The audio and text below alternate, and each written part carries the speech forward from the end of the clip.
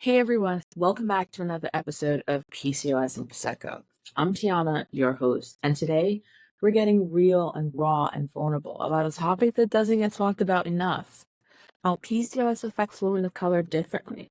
This episode hits close to my heart because it's not just about understanding PCOS, it's about understanding the unique challenges that we face as women of color, and why it's so crucial that our treatment reflects a deep understanding of our lived experiences.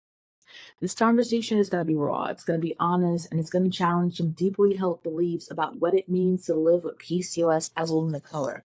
So grab your glass of Prosecco, get comfortable, and let's dive in. First, let's get one thing straight. PCOS doesn't look the same for everyone.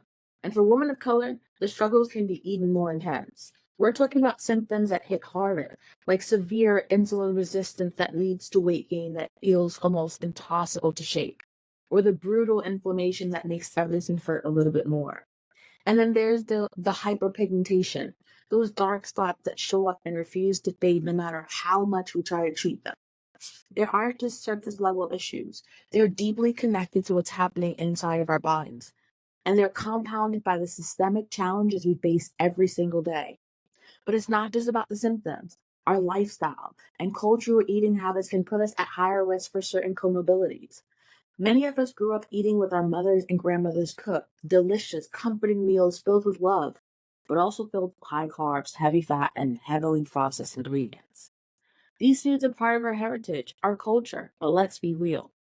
They're also part of what's putting us in the front line for a predatory healthcare system that doesn't really care about our needs. You see, it's not just about what's on our plate. It's about how these eating habits combined with the lack of exercise, a lack of stress management, and the systematic barriers we face every single day. We've been conditioned to put ourselves last, after work, after family, after everyone else. But the reality is, this mindset sets us up for failure. Because when we don't prioritize our health, when we don't take control of our diet, our stress levels, we become even more vulnerable to a healthcare system that wasn't designed to serve us. Let's talk about the reality of living as a woman of color with PCOS. The statistics are heartbreaking. Women of color are 4 times more likely to die during childbirth than our white counterparts. Think about that for a moment. That's not just a statistic. That is the reality of the world that we're living in. And for women with PCOS, the risks are even higher. We are more likely to face complications like gestational diabetes, preeclampsia, preterm birth. The numbers don't lie, and they paint a clear picture of the disparities in our healthcare system. It's easy to feel invisible in a system that wasn't built with us in mind. The constant stress of having to navigate a world that constantly overlooks our needs adds only to the burden. This stress is not just emotional, it is physical and it manifests in our bodies. The weight we struggle to lose, the chronic pain that we endure, the hormonal imbalances that seem impossible to manage. They're all connected to the broader experience of being a woman of color in a society that doesn't always value our well-being. Now let's talk about IVF for women with PCOS, because IVF is often presented as a solution for infertility, when the truth is that women with PCOS can face additional challenges. Studies show that women with PCOS generally do have similar or even higher chances of getting pregnant with IVF compared to women without PCOS due to their higher ovarian reserves. However, they also have a higher risk of complications like ovarian hyperstimulation syndrome and other complications related to the pregnancy. The journey isn't straightforward, and it can be emotionally and financially draining on both you and your partner. And here's the thing: IVF isn't always the miracle solution it's made out to be. For many women, it's a last resort after years of struggle with infertility, and it comes with its own set of challenges: the emotional toll, the financial burden, the physical side effects can be extremely overwhelming.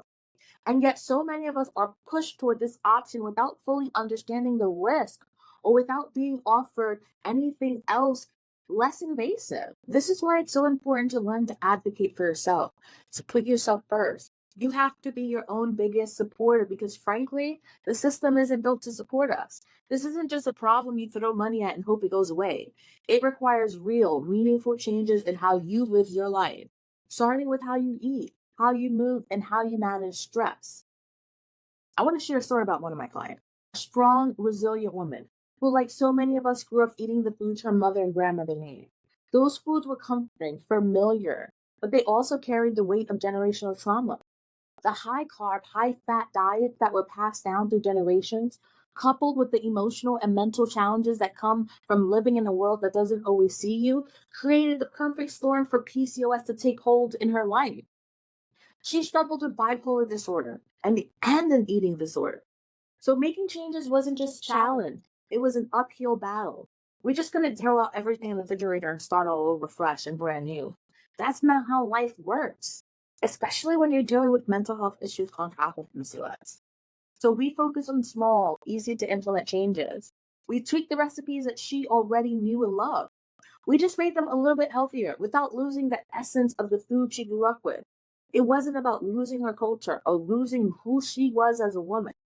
It was about finding a balance that worked for her body, and her PCOS hormones. And you know what happened? You guessed it. Her health improved. She started feeling better, moving better, and living a healthier life. But one of the most powerful moments was when she called me from Walmart. She was boo-hoo crying because she didn't need that chair to go around the store anymore. She was walking without a walker, without a cane, without a chair for the first time in years. Can you imagine what that feels like? With joy, the freedom, the realization from something as simple as walking, something so many of us taken for granted, was possible for her again. This isn't just about managing your symptoms. It's about reclaiming your life. It's about taking back the power that's been systemically ripped away from us and using it to create the life that you deserve, the life that you want. But here's the thing. So many of us women think that could never be me. We see those stories and think we're too far gone, too far stuck in our ways, too overwhelmed by the system to make a change. But it's so easy to let yourself get there, especially in a healthcare system that doesn't understand us, that doesn't see us. This isn't just about treating PCOS. It's about understanding the life we live in, the foods we eat, the stresses we face, and the way we care for our families. Our treatment has to reflect the competence about our lives, our cultures, and our realities. This journey isn't just about losing weight or getting pregnant. It's about reclaiming our health, your power, and your life back from PCOS. It's about learning to put yourself first, not just for you, but for the generations that come after you, because your story doesn't have to end in heartbreak. You don't have to become one of the aunties that gets older and rounder. You don't have to develop hypertension and diabetes just because everyone else in your family has. Our treatment has to reflect confidence about our lives, our cultures, and our realities. There is a path to healing, but it starts with you making the choices to take control. So if you're listening to this and you're struggling with PCOS, feeling like the system just doesn't get you, I want you to know that you're not alone. And you don't have to do this alone. Small changes can lead to big transformations. And if you've been waiting for a sign to take control of your PCOS hormones, this is it. Imagine waking up every day feeling strong, confident, and in control of your body. Finally seeing the changes you've been hoping for. It's time to make that your reality. Today is the tomorrow you've been telling yourself that you are going to take control. Today is the Monday you've been telling yourself you're going to start. Because how many Mondays have passed by since that Monday when you told yourself this is going to be the Monday? Join me for my free webinar, The 3 Secrets to Reversing Your PCOS Symptoms Naturally. Because this is where transformation begins. This is where you learn to break free from the cycle of frustration and step into a life full of energy, health, and joy. The link is in the show notes, and I promise you this is an opportunity you don't want to miss. Let's rewrite your success story together.